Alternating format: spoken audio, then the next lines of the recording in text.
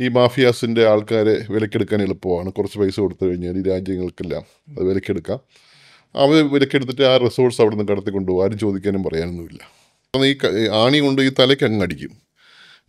ഇതങ്ങ് ഈ ആണി അങ്ങ് താഴെ ബ്രെയിനിലേക്ക് ഇറങ്ങിപ്പോവും.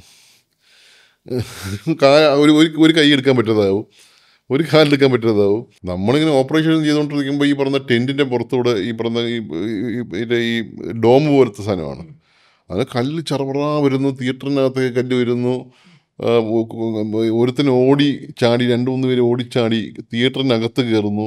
നമ്മൾ ടേബിളിൻ്റെ അടിയിൽ ഒളിച്ചിരിക്കുന്നു. ഇങ്ങനത്തെ ആൾക്കാരൊക്കെ മേജർ ഒരു ഔട്ട് ബേസ്റ്റോടെ വരുന്ന സമയത്ത് ഇതെങ്ങനെയാണ്? നമ്മൾ തന്നെ പോയി നിന്ന് സംസാരിക്കണോ, അതോ നമുക്ക് വേണ്ടി ഒരു ഗവൺമെൻറ് സപ്പോർട്ട് ഉണ്ടാവുമോ? ഫ്രണ്ടിൽ നിന്ന് നിങ്ങൾ ഇപ്പം നേരത്തെ സന്തോഷേട്ടൻ പറഞ്ഞ അവർ ബാർ ചെയ്യുമ്പോൾ, ഹോസ്പിറ്റൽസിലോട്ട് ബാർ ചെയ്യുമ്പോൾ എങ്ങനെ നമ്മളിത് പറഞ്ഞു നിർത്തും? ഇത്